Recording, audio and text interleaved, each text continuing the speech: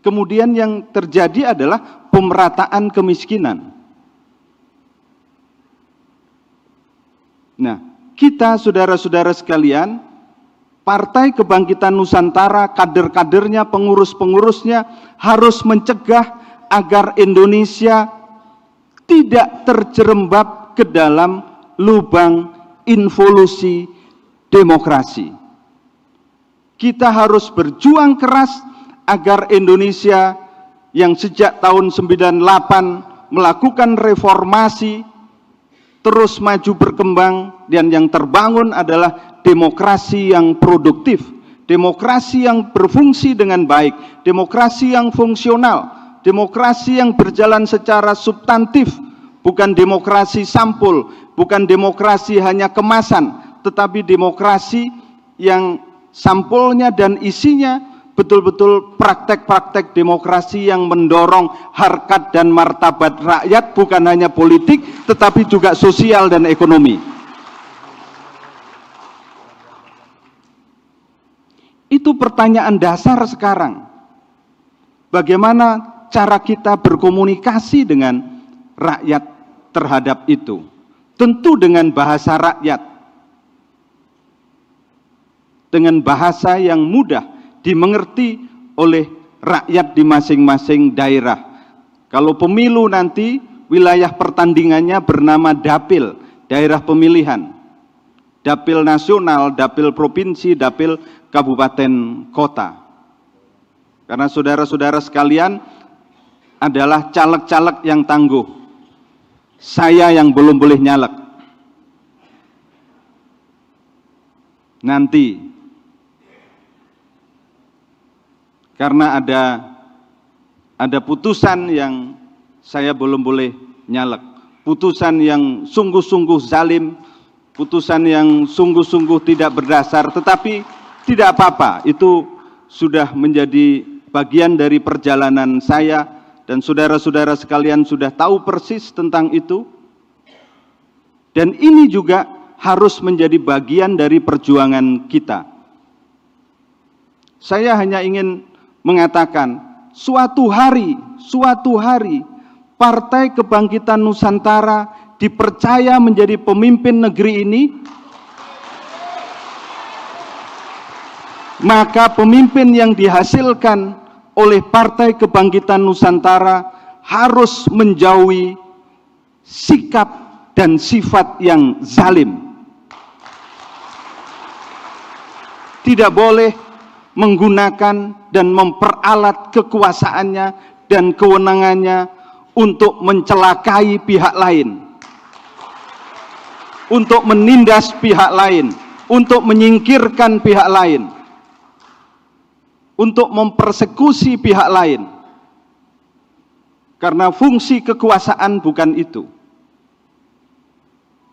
Fungsi kekuasaan dan kewenangan adalah menggerakkan energi untuk perbaikan. Andaikan Pak Pasek misalnya, Pak Laks misalnya, Pak Mirwan misalnya, Pak Ferdinand misalnya, Pak Sri Mulyono misalnya, dan semuanya saja, jika dipercaya menjadi pemimpin, saya berharap jangan pernah pidato dari Jeddah.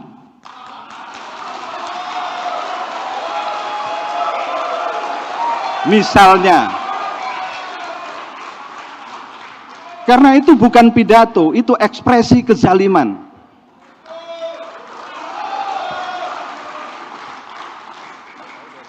Contoh.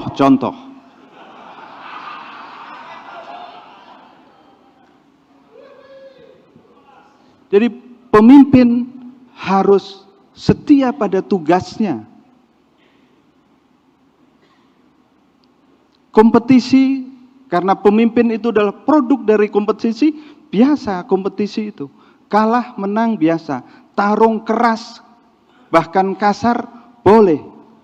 Tapi nggak boleh ngamuan, apalagi dari belakang, tidak boleh.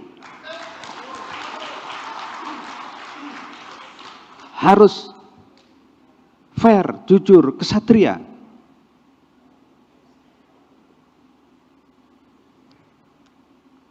Contoh ini, contoh.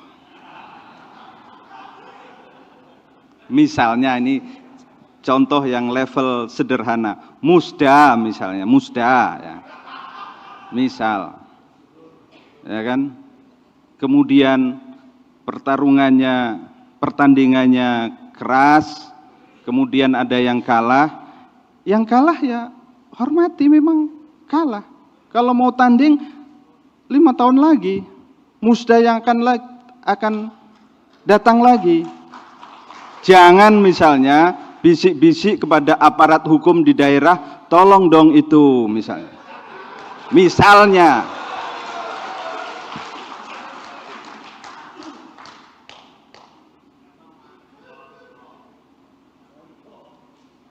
Contoh.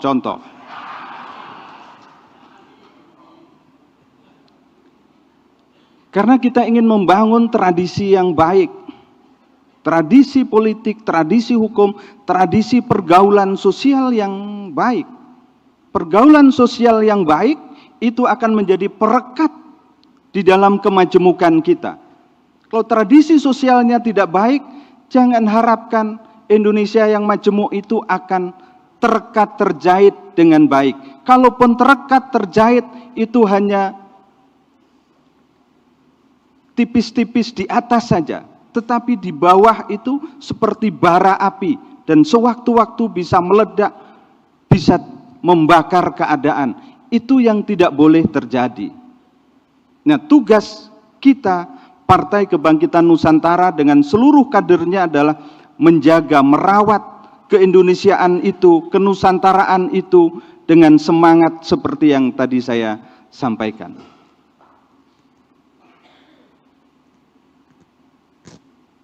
Nah, karena itu saudara-saudara sekalian, di bagian akhir dari ucapan pembuka saya sebagai Ketua Umum hari ini,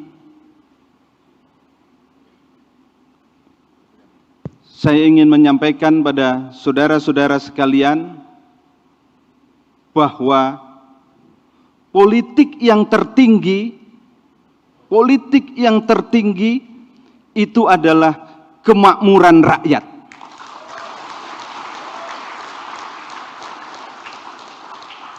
Terima kasih sudah nonton. Jangan lupa like, subscribe, dan share ya.